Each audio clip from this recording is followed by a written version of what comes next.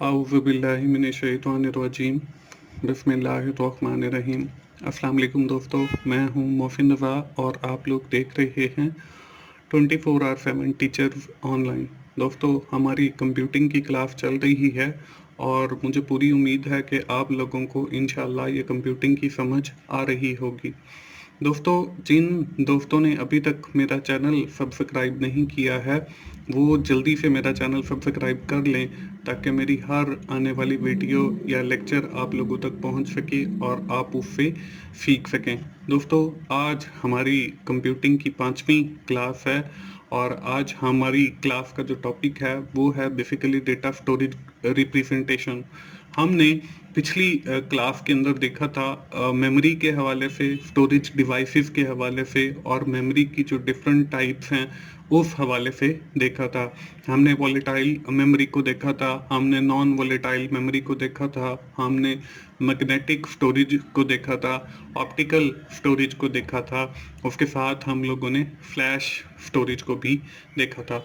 दोस्तों, आज की क्लास में जो है हम लोगों ने जो पिछली क्लास के अंदर स्टोरेज के हवाले से पढ़ा, तो हम अब ये देखेंगे कि हम कैसे अपना डेटा इन डिवाइसेस के ऊपर स्टोर करते हैं।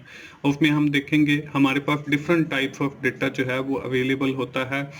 या तो हमारे पास data in shape of text available होता है, या हमारे पास जो डेटा है वो न्यूमेरिक की शक्ल में यानी नंबर्स की शक्ल के अंदर डेटा अवेलेबल होता है, या हमारे पास जो डेटा है वो किसी पिक्चर या इमेज की सूरत में हमारे पास अवेलेबल होता है, या डेटा हमारे पास कोई साउंड या ऑडियो की शक्ल के अंदर हमारे पास अवेलेबल होता है। तो आज की ही इसी क्लास के अंदर देखेंगे कि हम कैसे इस डिफरेंट टाइप्स ऑफ डेटा को डिफरेंट डिवाइसेस के ऊपर स्टोर करते हैं और उसका क्या मैकेनिज्म है और कैसे ये डेटा जो है वो स्टोर किया जाता है। तो दोस्तों, आज की क्लास शुरू करते हैं और सबसे पहले जो है हम लोग ये देख लेते हैं कि हम अपना जो टेक्सचुअल डेटा है, जो टेक्स्ट की फॉर्म के अंदर होता है, उसको कैसे स्टोर करते हैं। The data is stored in computer in shape of bit pattern zeros and one. Normally 8 bit are required to store one character. कि हमारा जो टेक्सचुअल डेटा है वो हमारा जो है जीरोस और वन की सूरत के अंदर जो है वो स्टोर होता है, और वन करेक्टर को स्टोर करने के लिए हमें 8 बिट यानी 01010101 ये टोटल 8 बिट्स के हमारे पास एक पैटर्न बनता है। इसकी सूरत में हमारा एक करेक्टर जो है अंग्रेजी हरूफ तहज्जी का स्टोर होता है। दोस्तों, फॉर एग्जांपल हमने जो है ए अंग्रेजी हरूफ तहज्जी का जो पहला करेक्टर ए है उसको स्टोर करना है, तो हमारे पास जो कुछ वैल्यू है वो 8 जो है जीरोस या वन की शक्ल में आएगी, यानी 01010101। तो ये टोटल 8 बिट्स आपकी बनती हैं और एक बाइट आपका बनता है। तो एक करेक्टर जो है हमारा एक बाइट के अंदर स्टोर होता है और एक बाइट जो है वो हमारी 8 बिट्स को रिप्रेजेंट करती है। We have studied this pattern in our previous class, तो आपको उम्मीद है ये पता चल गया होगा। इसके बाद दोस्तों, हमें ये जो जीरोस और वन का पैटर्न है, अगर ये फॉर एग्जांपल मैंने अपना नेम स्टोर करवाना है, मोहसिन को स्टोर करवाना है, तो आप देखें मोहसिन में जो है एक MOHSIN आपके पास 6 करेक्टर बन गए। अब 6 जो करेक्टर हैं उनको स्टोर करने के लिए आपको 6 बाइट जगह भी चाहिए। अब जब 6 बाइट हैं तो हर जो बाइट है वो 8 बिट को रिप्रेजेंट करती है, तो 8×48 आपके पास जो है वो बिट्स बन जाएंगी। और अब मैं आपको ये कहूँ कि आपने इन 48 बिट्स को याद करना है तो it's too much difficult task. तो इस चीज़ को ख़त्म करने के लिए जो है प्रोसीजर है उसको भी हम आज की ही इसी क्लास के अंदर देखेंगे कि इसको कैसे मिनिमाइज किया जाता है। तो फॉर द टाइम बिंग हम एक एग्जांपल देख लेते हैं। We want to store teachers online in memory, how many bits are required, कि हमें कितनी बिट्स जो हैं वो रिक्वायर्ड होंगी।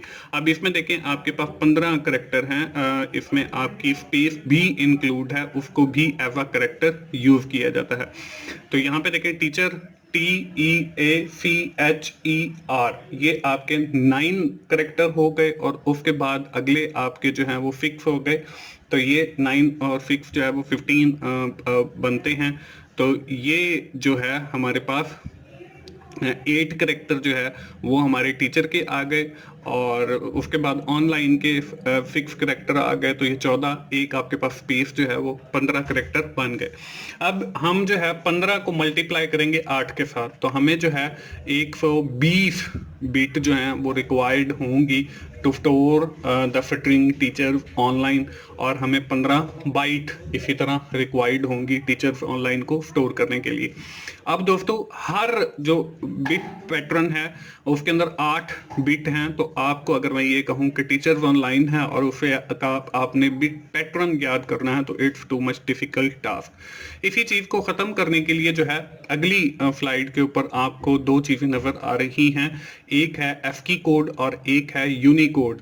ये कुछ कोड्स हैं या हम साइंबल्स कह सकते हैं। इन साइंबल्स को जो है वो याद रखना as compare to the bit pattern वो बहुत आसान है।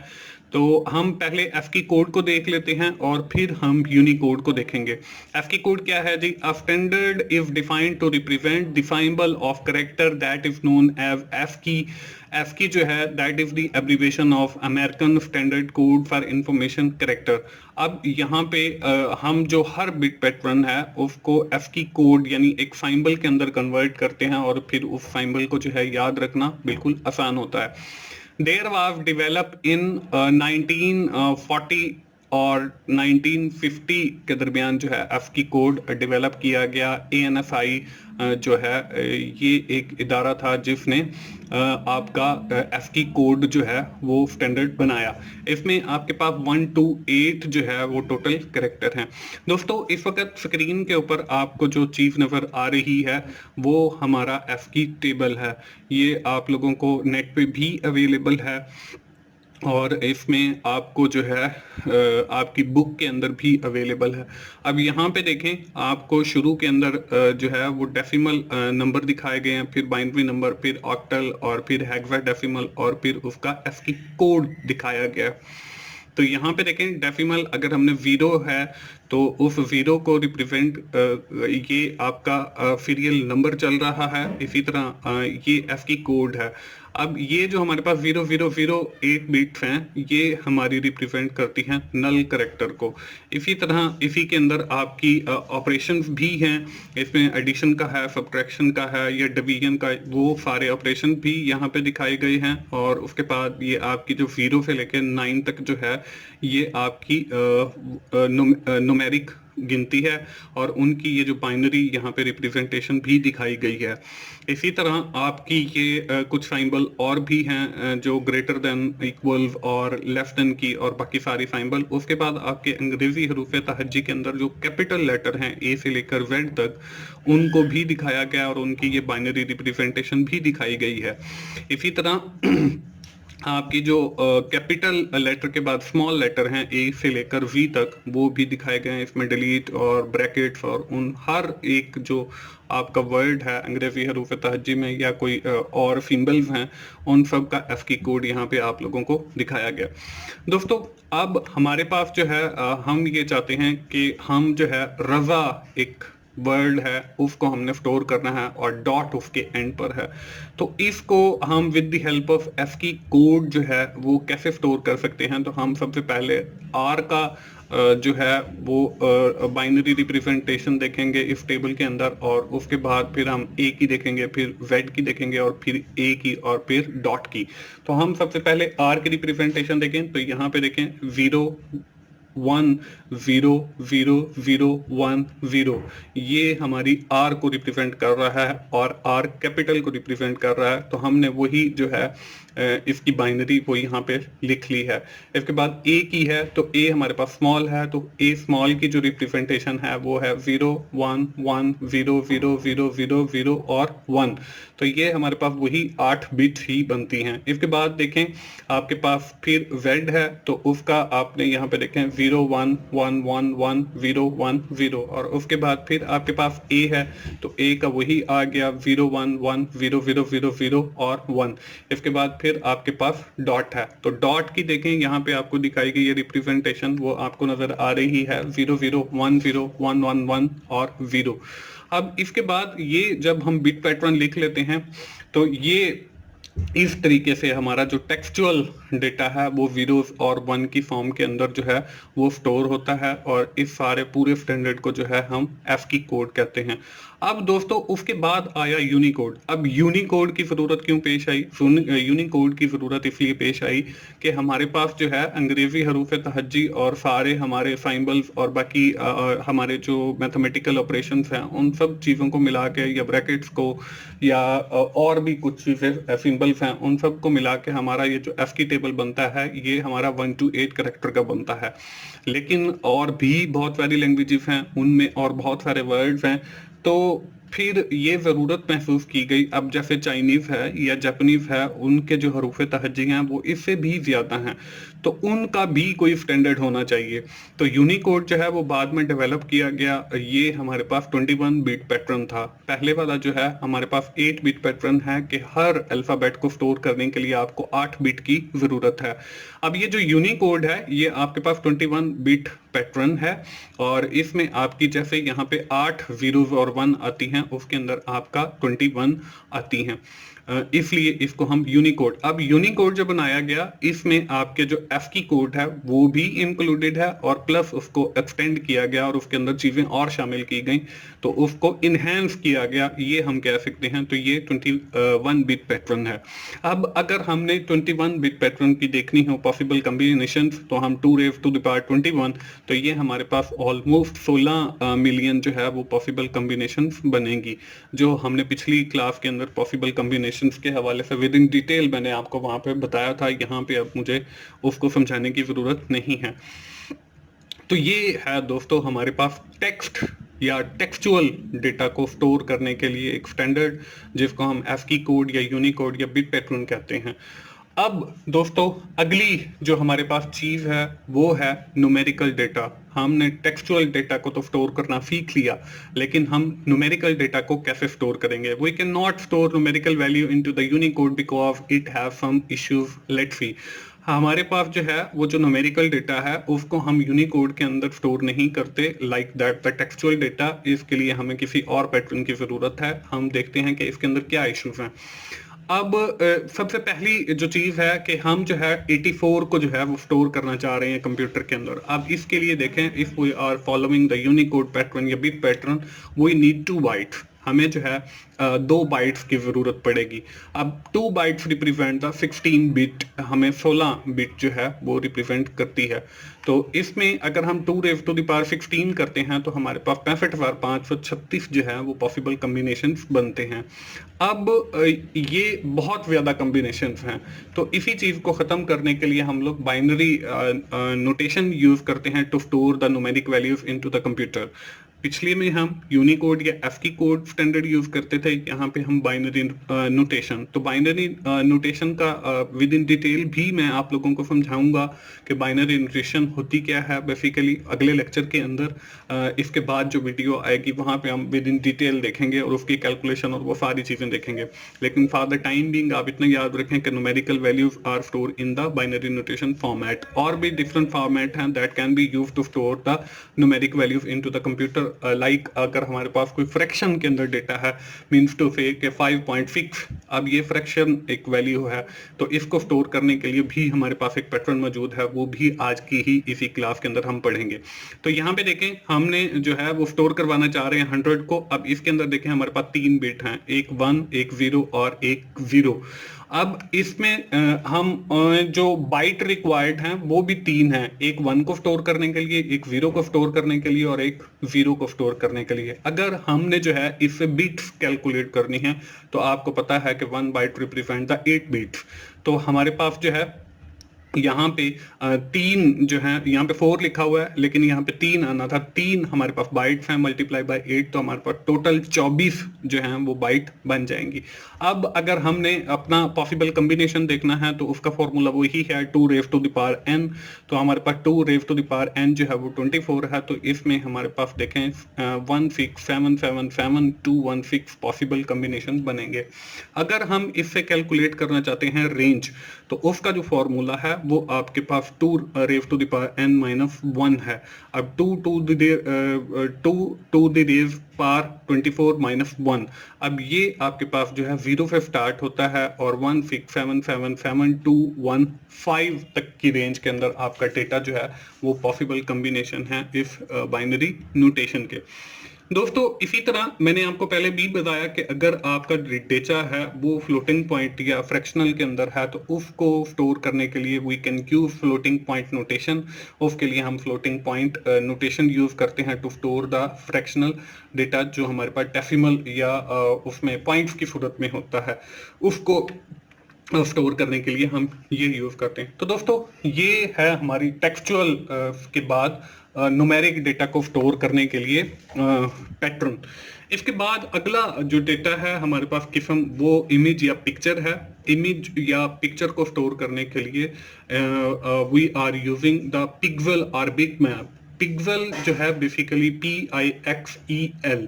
अब पिक्सेल जो है PIX का मतलब ये है पिक्चर और EL का मतलब जो है वो एलिमेंट, यानी पिक्चर का हर एक एलिमेंट, इसके जरिए हम जो है अपना इमेज स्टोर करते हैं। अब स्क्रीन के ऊपर दोस्तों आपको एक ब्लैक एंड व्हाइट इमेज नजर आ रहा है।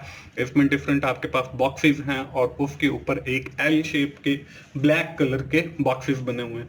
तो इस तरीके से आपका जो डेटा है वो कंप्यूटर के अंदर स्टोर होता है। अब हर जो पिक्सेल है यहाँ पे आपको डिफरेंट बॉक्सेस नजर आ रहे हैं। हर जो बॉक्स है वो आपका पिक्सेल को रिप्रेजेंट करता है और हर जो पिक्सेल है वो आपका वही बाइनरी नोटेशन के अंदर जो है वो डेटा को स्टोर करते हैं। अब यहाँ पे देखें ब्लैक एंड व्हाइट अगर आपके पास इमेज है तो उसको स्टोर करने के लिए ब्लैक बॉक्स रिप्रेजेंट 1। अब यहाँ पे देखें ये जो आपको ब्लैक बॉक्सेस नजर आ रहे हैं, इट मींस कि this data is store in the our memory in the shape of ones. और ये जो आपको व्हाइट बॉक्स नजर आ रहे हैं, white box represent the zeros, यानी कि ये पूरा जो इमेज है ये जीरोस और 1 की शेप के अंदर कंप्यूटर के अंदर महफूज है। और जो जहां पे ब्लैक बॉक्स है वहां पे आपका 1 आता है और जहां पे आपका 0 है वहां पे आपका व्हाइट बॉक्स आता है। दोस्तों इसके बाद हमारे पास कुछ इमेजेस ऐसे होते हैं जिसके मल्टीपल शेड्स होते हैं, मतलब मुख्तलिफ शेड दिए होते हैं। तो उसके लिए हम एक और टेक्निक यूज करते हैं। उसके लिए जो है हम एक और टेक्निक यूज करते हैं। इसके अंदर क्या है, इसके अंदर भी आपकी 8 बिट्स हैं और इसमें जो है हम लोग कलर कॉम्बिनेशन बनाते हैं। अब जब 8 बिट्स का आपके पास पैटर्न होगा तो इसका मतलब यह है कि आपके पास जो पॉसिबल कलर शेड्स या कलर कॉम्बिनेशन बनेंगे वही आपकी 2 रेव टू द पावर 8, तो वो आपके पास 256 जो है कलर शेड्स बनेंगे जो आपके वही 8 बिट पैटर्न के ऊपर जो है मेमोरी के अंदर सेव होंगे। इसी तरह आपके पास एक कलर इमेज आ गया। कलरफुल इमेज जो है वो आपका RGB पैटर्न के ऊपर स्टोर होता है। अब RG क्या है? RGB जो है वो बेसिकली है R represent the red colour और G represent the green colour and B represent the blue colour. और ये जो हर कलर है, रेड के लिए हमें एक अलग बाइट चाहिए होगा, ग्रीन के लिए हमें एक अलग बाइट चाहिए होगा और ब्लू के लिए हमें एक अलग बाइट चाहिए होगा। अब इसके अंदर देखें आपके पास एक बाइट जो है वो रेड के लिए है, एक बाइट जो है वो आपके पास ग्रीन के लिए है, एक बाइट जो है वो आपके ब्लू के लिए है। तो ये आपके पास 3 बाइट हो गए। अगर हम इससे बिट्स कैलकुलेट करते हैं तो वो आपकी 2 रेव टू द पावर 24 24 बिट बनती हैं। और अगर हम जो है इसके पॉसिबल कॉम्बिनेशन बनाएं तो वो 2 रेव टू द पावर 24 करते हैं, तो वो भी ऑलमोस्ट आपके पास 16 मिलियन शेड्स बनते हैं। दोस्तों इसी तरह आपके पास डिफरेंट और भी इमेजेस हैं, उनको स्टोर करने के लिए डिफरेंट और पैटर्न यूज किए जाते हैं। इसमें एक पैटर्न आपके पास है जिस स्केलिंग ऑफ इमेजेस का, उसके जरिए भी आप इमेजेस को स्टोर करवा सकते हैं। इसके बाद एक ज्योमेट्रिक स्ट्रक्चर है। ज्योमेट्रिक स्ट्रक्चर के अंदर क्या होता है, वो आप हर चीज का जो कर्व है, आपके पास एक शेप है उसके अंदर एक लाइन मुड़ रही है, एक लाइन सीधी जा रही है, एक लाइन के अंदर कर्व आ गया, तो वो सारी चीजें नोट करके फिर उसके जरिए आपका जो डेटा है वो स्टोर किया जाता है। इसके बाद आपके पास है जी स्केबल फॉन्ट्स का भी एक मेथड अवेलेबल है जिसके जरिए आपकी इमेजेस और पिक्चर जो हैं वो स्टोर किए जाते हैं। तो दोस्तों ये डिफरेंट आपके पास मेथड हैं to store your data that is represented in the shape of image or picture। इसके बाद अगला जो हमारे पास डेटा है वो हमारे पास साउंड या ऑडियो आ जाता है। अब उसको हम कंप्यूटर के अंदर कैसे सेव करते हैं? साउंड और audio store in computer in form of sampling aptitude. ये हमारे पास जो है सैम्पलिंग या एप्लीट्यूड की फॉर्म के अंदर स्टोर होते हैं। ईच सैंपल और ईच एप्लीट्यूड और उसके अंदर बहुत सारे आपके सैम्पलिंग होते हैं, और सैम्पलिंग जो है वो वही आपकी बिट पैटर्न के ऊपर, बिट नोटेशन के ऊपर जो है वो डेटा 0 और 1 की फॉर्म में कन्वर्ट होके सेव होता है। अब ये एप्लीट्यूड क्या है, इसको सीखने के लिए अब देखें, ये एक साउंड वेव है क्योंकि ये आपकी करली ही चलती रहती है और ऐसे जिग जैग की शक्ल में, जैसे सांप चलता है वैसे आपके ये साउंड्स या ऑडियोज होती हैं। अब यहाँ पे देखें, आपको नजर आ रहा है कि ये रेड लाइन से लेकर और ये जो आपकी वेव चल रही है साउंड की व्हाइट कलर वाली, यहाँ तक का जो एरिया है इसको हम एप्लीट्यूड कहते हैं, और यही एप्लीट्यूड जो है वो आगे सैम्पलिंग इनके अंदर। अब sampling each aptitude should be sampled. अब हर जो आपका एप्लीट्यूड है वहां पे बहुत सारे आपके सैंपल्स होते हैं, और तकरीबन each sample is store in bits. हर जो आपका सैंपल्ड है वो एक बिट के अंदर स्टोर होता है, और 8000 सैंपल इन सेकंड। अब एक सेकंड के अंदर आपके 8000 जो है वो सैंपल्ड फ्रीक्वेंटली ट्रेवल कर रहे होते हैं। इसके बाद दोस्तों, एम्पलीट्यूड इज रिप्रेजेंट लाउडनेस। आपकी जो एम्पलीट्यूड है, अब यहाँ से रेड लाइन से लेकर और ये ऊपर जो वेव तक आपकी एम्पलीट्यूड है, इसको भी न्यूमेरिक वैल्यू के अंदर रिप्रेजेंट किया जाता है, और that numeric value represent the loudness of that sound, कि उसकी आवाज कितनी है, उसकी गूंज कितनी है, ये भी आपका एम्पलीट्यूड रिप्रेजेंट करता है। अब यहाँ पे देखें, आपको दिखाया गया 1.5। अब 1.5 क्या है? 1.5 represent the amplitude of that sound. यहाँ पे ये जो कर्व आपको ग्रीन कलर की वेव नजर आ रही है, ये आपकी साउंड है, ये आपकी 1.5 है, और ये आपकी लाउडनेस को रिप्रेजेंट कर रही है कि आपका जो साउंड है, आपका जो ऑडियो है वो कितना लाउड होगा। इसके बाद दोस्तों, आपका जो आजकल म्यूजिक रिकॉर्ड हो रहा है, it does not require 8000 sampling. इसके लिए आपको बहुत ज्यादा सैंपल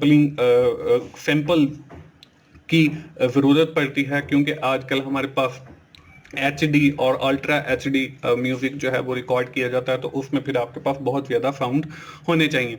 अब उसके लिए भी आपके पास एक टेक्निक है। यहाँ पे देखें, आजकल जो हमारी सीडीज के अंदर सीडीज रिकॉर्ड हो रही हैं, उसके अंदर जो सैम्पलिंग यूज़ की जा रही है वो 44-100 यूज़ की जा रही है, and it's too much high frequency या हाई डेफिनेशन हम कह सकते हैं, जिसके ऊपर साउंड को रिकॉर्ड किया जा रहा है।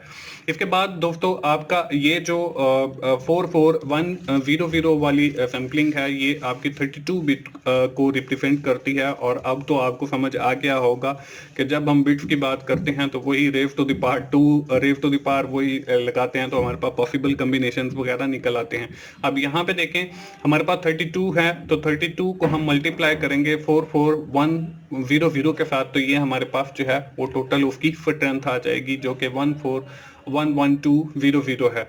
इसके बाद दोस्तों, एक और भी टेक्निक यूज की जाती है टू स्टोर द साउंड और audio data on the computer memory, that is known as MIDI, musical instrument digital interface. ये मिडी जो है, इसके जरिए आपका जो हाई फ्रीक्वेंट डेटा है, या जिसको हम HD या अल्ट्रा HD डेटा कहते हैं, वो स्टोर किया जाता है।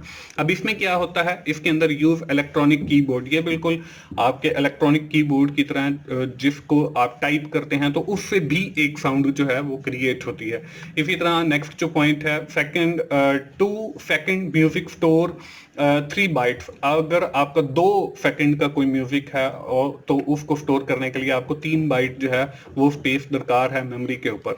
और इसी तरह produce different music if some keyboard if use someone keyboard. अगर एक बंदा एक कीबोर्ड को यूज कर रहा है, उस इलेक्ट्रॉनिक कीबोर्ड को, तो उससे जो साउंड प्रोड्यूस हो रही है, that is different from that sound which have been producing another person who are using the same keyboard. अब सेम बंदा जो वही कीबोर्ड इस्तेमाल करता है, उससे जो साउंड है वो डिफरेंट क्रिएट होगी। तो दोस्तों, ये हमारे पास कुछ मुख्तलिफ तरीके हैं to store the sound data on the computer memory.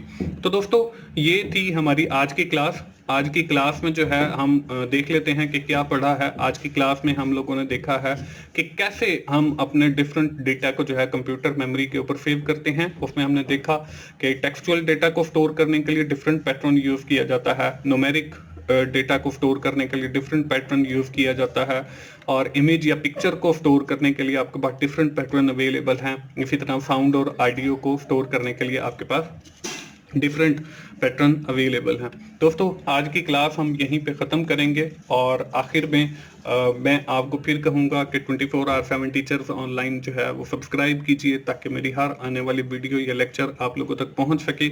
और कमेंट्स की सूरत में अपना फीडबैक भी ज़रूर दिया करें, ताकि मुझे पता चले कि आप लोगों को वीडियोस पसंद आ रही हैं और मैं और वीडियोस बनाता रहूं। और जिन बच्चों का ये सब्जेक्ट है आप अपने दोस्तों के साथ भी शेयर किया करें। दोस्तों मुझे इजाज़त दीजिए, मिलते हैं अगली इंट्रोडक्शन टू कंप्यूटिंग की क्लास में। उस वक्त तक के लिए अल्लाह हाफिज़।